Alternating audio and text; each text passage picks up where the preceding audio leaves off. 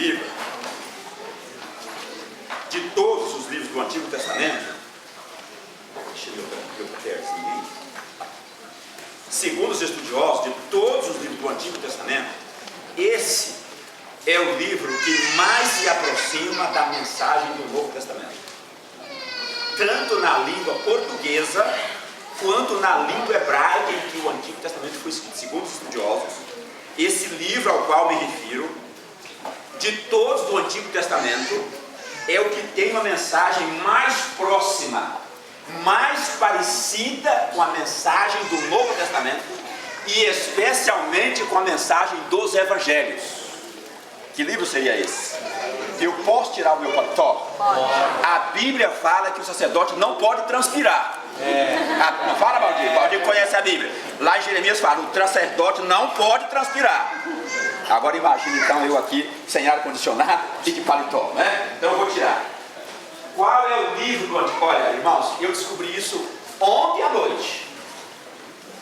Eu não espero que ninguém acerte, porque eu não sabia que esse é o livro do Antigo Testamento cujo conteúdo está mais próximo do Novo. Já li esse livro algumas vezes, mas não tinha descoberto. Mas quando eu li, quando alguém escreveu isso e eu li, a minha mente se abriu, a ficha caiu, e eu realmente aí eu reli de novo o livro. São 4 capítulos apenas, e não são muito longos, então dá para ler numa sentada breve, você lê todo o livro. A dica do Jonas, né? Jonas. Como vocês acertaram? Vocês são demais. E eu me orgulho de ser pastor de vocês, porque eu aprendo com vocês. Vocês são fantásticos. Realmente, obrigado. Por que o livro de Jonas é o livro que mais se aproxima do Novo Testamento? Porque o tema central do livro qual que é? Às vezes a gente, quando lembra do livro de Jonas, a gente lembra de um peixe gigante, uma baleia. As traduções modernas não usam mais a palavra baleia, usam um grande peixe.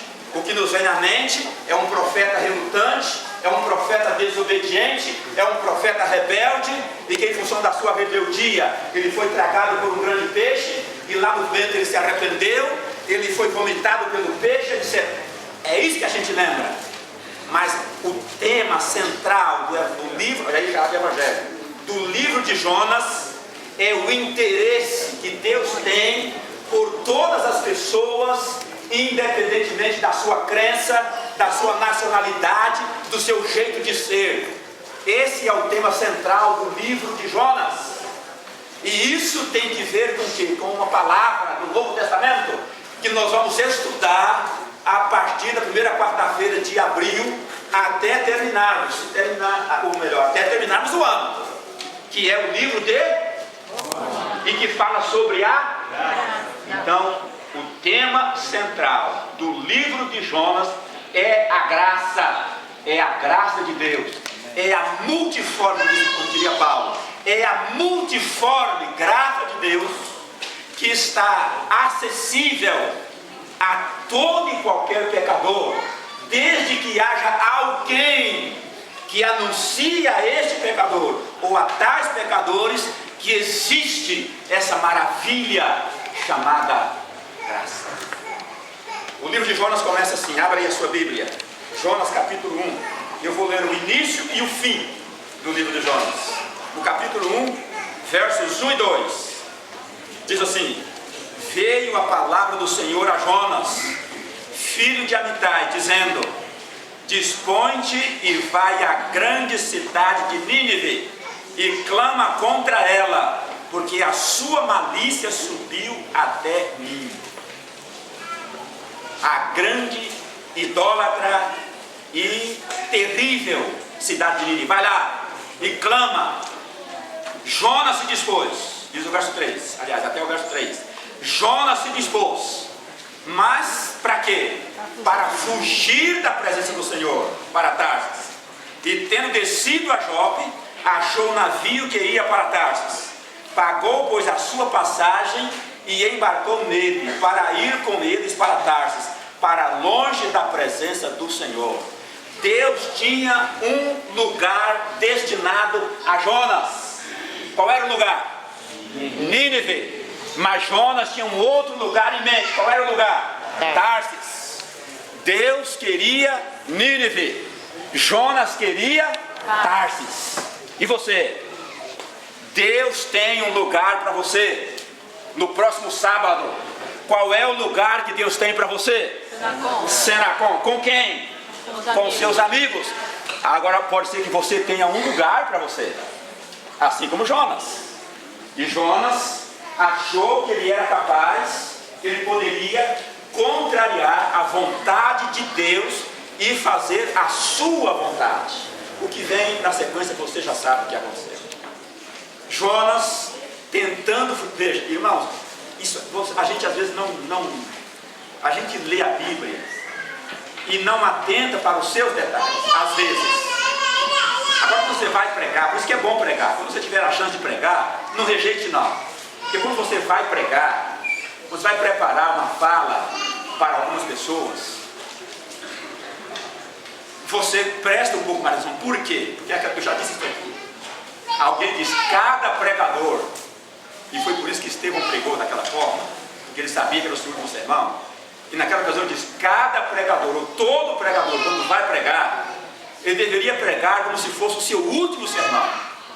Porque ele tem que estudar, ele tem que preparar, ele tem que fazer o seu melhor, porque pode ser de fato, ainda que não seja o último que ele pregue, pode ser que alguém ouça pela última vez, ser o último sermão que alguém vai ouvir. Então por isso que ele tem que ter cuidado. Então quando você estuda a Bíblia para pregar, você vê alguns detalhes que normalmente você não vê quando você lê fazendo o ano bíblico ou a sua leitura comum diária que você faz. Vamos ao capítulo 4, ao último capítulo. Eu preciso avançar, eu queria fazer uma análise de todo o livro de Jonas. Aliás, é um outro sonho que eu tenho, fazer uma série de pregações sobre os profetas menores. Porque os profetas menores, eles são chamados profetas menores, não é que eles são menos importantes, é que eles escreveram menos que os outros. Os livros que eles escreveram são menores. Não é que eles tiveram um ministério menos importante, um ministério menor. Alguns deles tiveram até um ministério mais extenso em termos de existência do que os profetas maiores, mas escreveram menos. Então um outro sonho que eu tenho é fazer uma série nos profetas menores. Mas enquanto esse sonho não chega, a gente vai estudando assim. Esse sonho não se transforma em realidade, a gente vai estudando assim por partes. Capítulo 4. Depois que Jonas foi olhar, aliás, antes um pouquinho do capítulo 3, olha a mensagem que Jonas deu. Capítulo 3, versículo 4.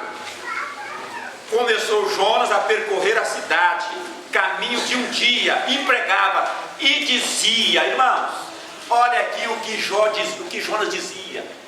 7 palavras, 7 em português, em hebraico 5 palavras. A tradução do texto em hebraico gerou 7 palavras em português, mas no original ele pregou apenas 5 palavras. E a Bíblia diz assim, olha, dizia ele, ainda 40 dias e Nínive será subvertida. Esse era o sermão de Jó, essa era a sua pregação. E por que fez tamanha diferença na vida de uma cidade inteira? Mas por que aceitaram, meu querido? Aí que está o X da questão. Porque um sermão de 5 palavras que ele pregou em hebraico, o sermão de 5 palavras foi suficiente para converter uma cidade com cerca de 120 mil habitantes, inclusive os animais se vestiram de saco e demonstraram que estavam adorando o Senhor como resposta a um sermão de 5 palavras. Qual era o segredo? O Espírito Santo. Amém. A experiência de vida. Alguns estudiosos dizem que quando Jonas chegou em Nínive, a notícia do que havia acontecido com ele já estava lá. Já sabiam que ele tinha recebido uma mensagem de Deus e que ele tinha tentado fugir do propósito de Deus, e que Deus havia providenciado um grande peixe que o havia tragado, e Deus havia preservado a sua vida lá dentro do ventre do peixe, e lá Jonas havia orado, e Deus fez o peixe vomitá-lo na praia, e toda essa história já havia chegado lá aos ouvidos dos ninivitas, e quando Jonas pregava, não dava falar mais do que 5 palavras, porque a sua vida já havia pregado para os ninivitas, a sua experiência com Deus já havia sido dada aos ninivitas, e a influência que Jonas deveria exercer o antecedera. Por isso Jesus diz assim, quando ele ressuscitou e apareceu, aliás, no momento antes dele morrer, ele disse: olha, eu vou ser entregue, vão me matar, mas ao terceiro dia ressuscitarei e irei adiante de vós para Jerusalém. Então, quando Jonas chegou em Nínive, Deus já tinha ido adiante dele. Amém. Contando a experiência dele. Eles já sabiam. E quando ouviam Jonas, e alguns chegam a dizer que a aparência de Jonas estava mudada, de tal forma que quem o olhava dizia: esse é o homem que esteve 3 dias no ventre do grande peixe. Então, só em olhar para Jonas, as pessoas se convenciam que estavam diante de um homem que havia lutado com Deus, mas havia se rendido ao plano de Deus e foi pregar para os inimigos. Irmãos, é isso que eu preciso ter na minha vida. É isso que você precisa na sua vida. Vivermos tão próximos de Deus, tão íntimos a Ele, tão ligados a Ele pela comunhão, que quando nos aproximarmos de alguém, antes de abrirmos a boca, esse alguém já saiba, já perceba, já note que você é um homem, que você é uma mulher, que você é um jovem, uma criança, é uma pessoa que anda na presença de Deus, que tem Deus na sua vida. E por isso, Jó, com um sermão de 5 palavras, ele consegue, desculpa, Jonas, eu falei, Jonas, começa com Jó, né? Eu estou testando se vocês estão ligados, não sei de eu tenho que testar vocês. Então, Jonas obtém tanto sucesso com um sermão de 5 palavras pela sua experiência com Deus, pelo que ele havia vivido com Deus e pelo que Deus havia vivido. Mas a lição maior não é essa, né? Jó ficou feliz com o seu sucesso, sim ou não? Não.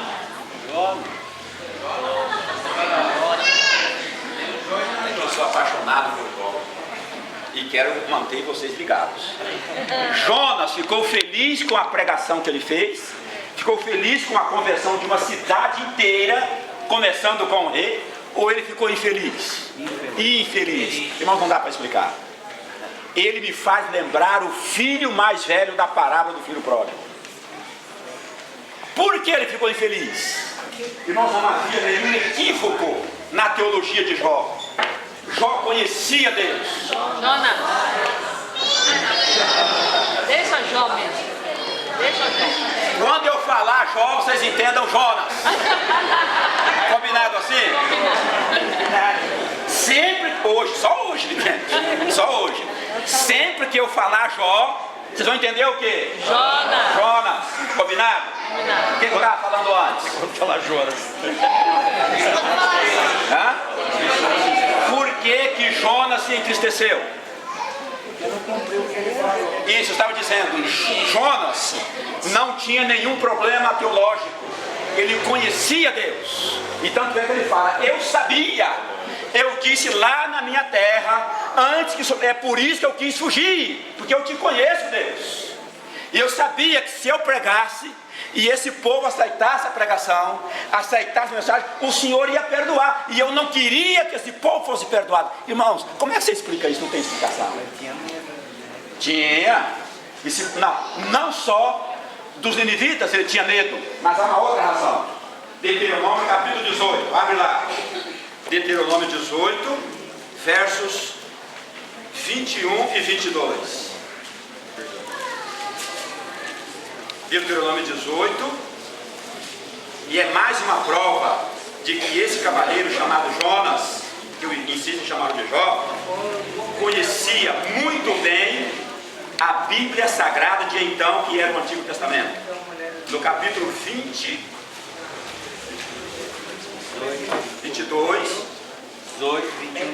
18, 21 e 22.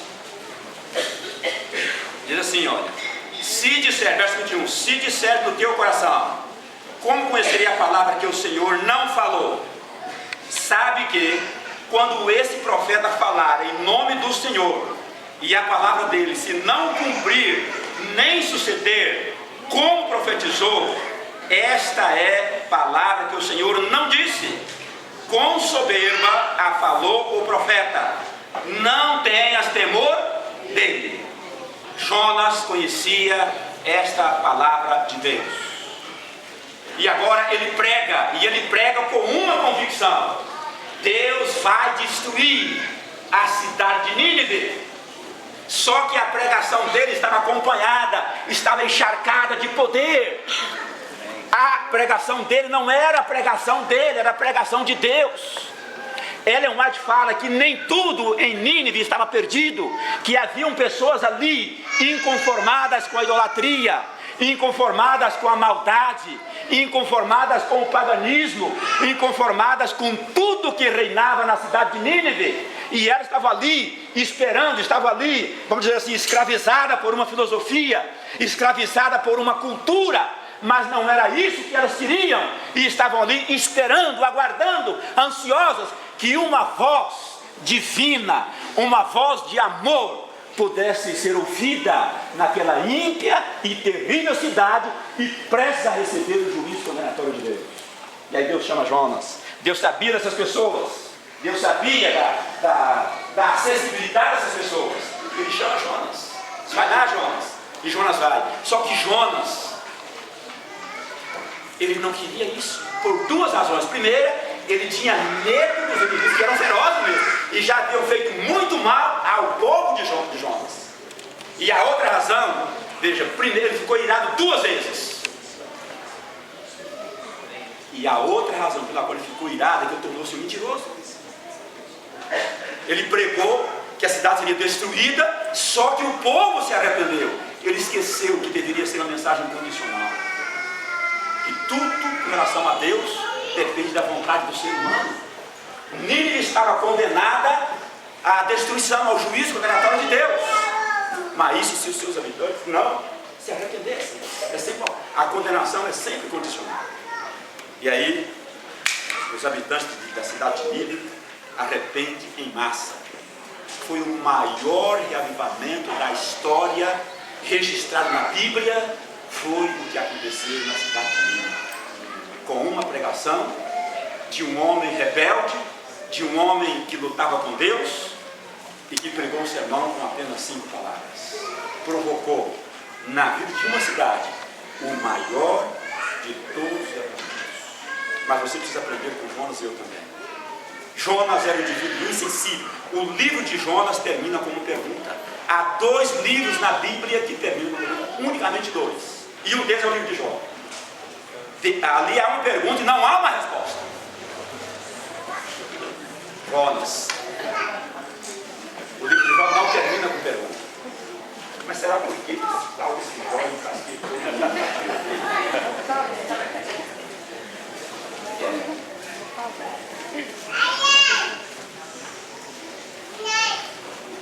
Não consigo entender por que se mantém levantado sempre. Vai dar grande. É o calor, pastor. É o calor? Pode Você ser. dá uma olhada? Jonas, o que tem em Jonas, pastor? O que tem Jonas? Não tem mais nada, que já morreu, né? Agora no livro dele tem uma mensagem poderosíssima. Visual, que é professor, né? Desculpa aí, eu preciso aprender com Jonas e você também. E aí nós vamos para os últimos versículos do livro. E com isso eu paro, porque eu não estou aguentando mais aqui de calor. A água é boa. Capítulo 4, vamos começar com o versículo 8. Os irmãos conhecem E eu estou partindo do pressuposto que a maioria esmagadora dos irmãos que me ouvem, das pessoas que me ouvem nessa manhã, já conhecem de cor salteado o livro de Jonas, certo? Por isso que eu estou pegando, pensando aqui, etc, que eu entendo, porque é um livro extremamente história de criança para lá. O que eu já ouvi sobre o livro de Jonas, então todo mundo sabe a história, o enredo do livro de Jonas. Começando então com o verso 8. Em nascendo o sol, Deus mandou um vento calmoso oriental. O sol bateu na cabeça de Jonas, de maneira que desfalecia pelo que pediu para si a morte, dizendo: melhor me é morrer do que viver.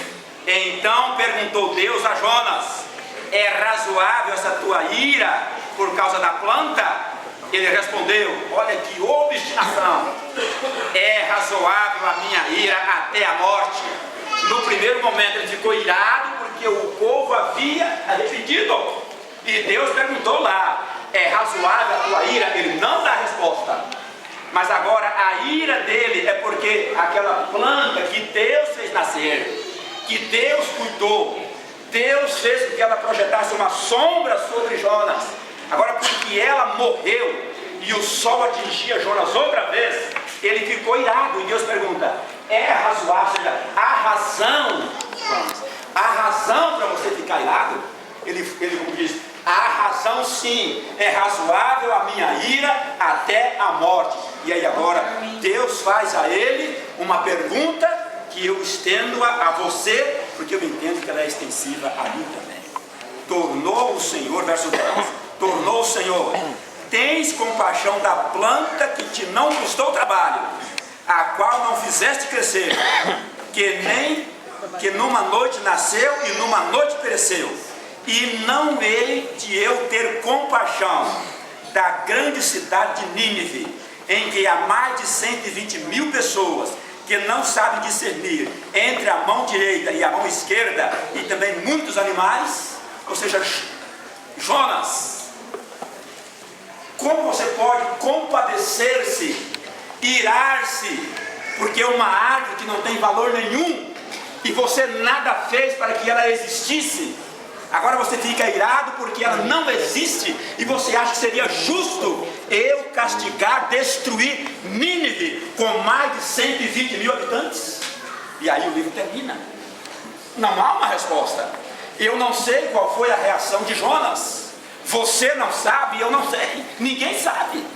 Eu procurei em Ellen White, pelo menos não encontrei. Pode ser que ela diga alguma coisa, mas até onde eu consegui procurar, eu não encontrei nada que ela dissesse a respeito se Jonas realmente mudou. Eu entendo que sim, mas eu não encontrei na revelação. Olha, Jonas respondeu positivamente a essa pergunta que Deus lhe fez. Mas você pode responder.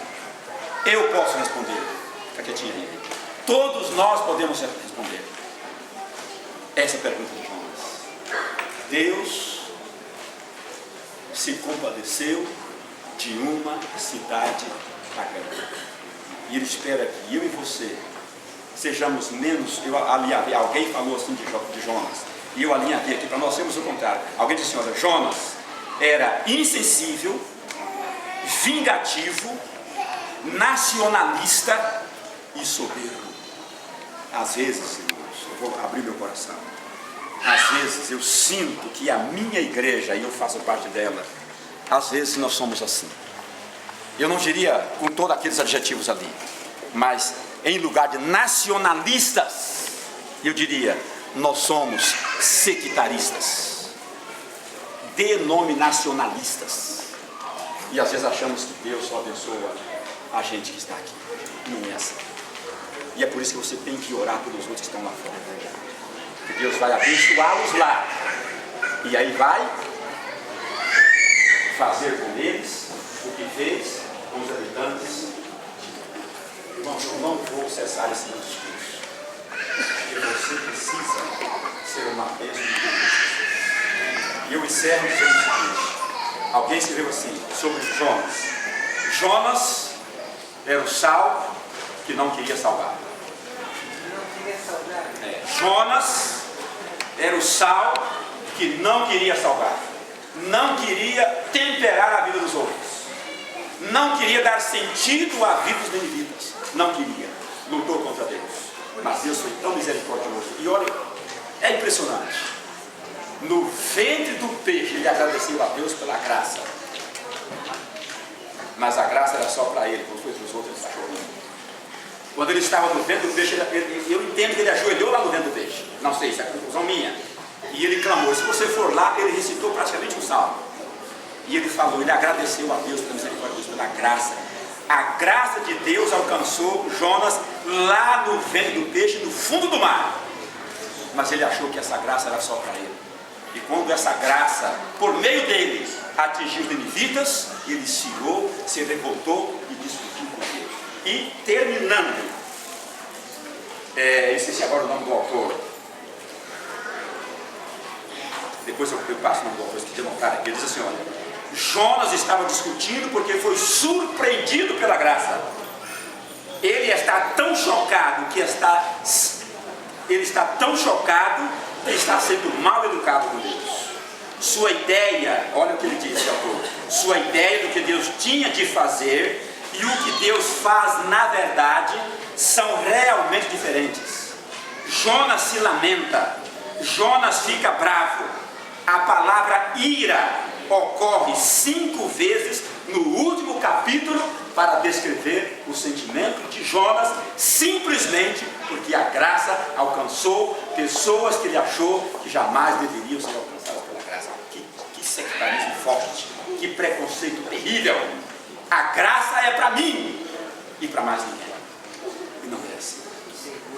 A nossa missão hoje começou com o texto dizendo o seguinte: por meio de um homem a morte passou a todos, mas por meio de um homem todos serão vivificados. Amém. Amém? Que Deus abençoe você. Amém. Ainda bem que não tem relógio para ficar olhando, todo o povo indo embora, porque está tarde mesmo, né? Só ali, vai para orar. O relógio sumiu e eu esqueci do meu aqui. Então, queridos, que Deus abençoe-nos a todos. Vai, não vai. Para cancelar o JA.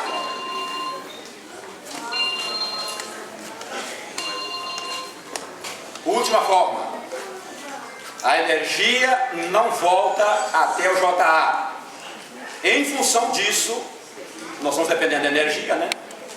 Não vai haver JA hoje, ok? Então, apaguem o anúncio que eu dei no início, convocando-os para o JA hoje às 5h. Vamos ficar de pé, vamos sair aqui.